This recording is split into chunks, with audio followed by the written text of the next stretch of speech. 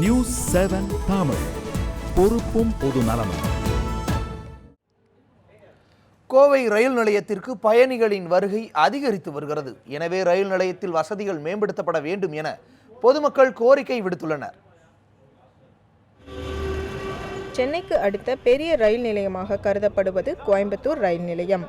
நாள் ஒன்றிற்கு 66 ரயில்கள் மூலம் 30,000 பயணிகள் இங்கு வந்து செல்கின்றனர். தொழில் நகரமான கோவையில் தமிழகம் மற்றும் அல்லாத பல்வேறு மாநிலங்களில் இருந்தும் மக்கள் வருகின்றனர்.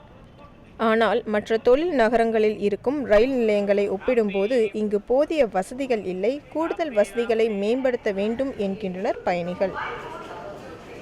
சின்ன ஏரியா தான் இருந்தாலும் ஸ்டேஷன் வசதி பாப்புலேஷன் கம்மியாகிறனால அது இன்கன்வீனியன்ட் தெரியறதில்லை. ஆனால் கோயம்புத்தூரில் பிஸ்னஸ் சென்டராக இருக்கிறதுனால ஆல் ஓவர் இந்தியாவிலேருந்து கோயம்புத்தூருக்கு வர்றாங்க. அவங்களுக்கெல்லாம் இங்கே வசதிகள் குறைவாக இருக்கிற மாதிரி தான் ஃபீல் பண்ணுறோம்.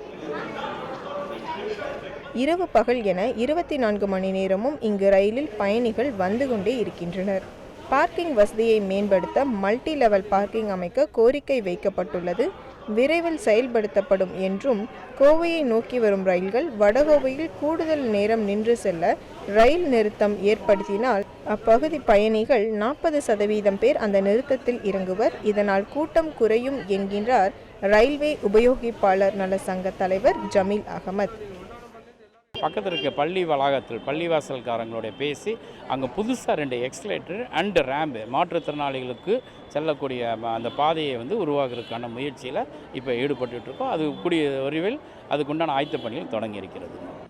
மேலும் பொள்ளாச்சி கோவை இடையே ரயில் சேவை விரைவில் துவங்கப்படும். இதன் மூலம் தமிழ்நாட்டின் தென்பகுதிக்கு செல்லும் மக்கள் பெரிதும் பயனடைவர் என்கின்றார்.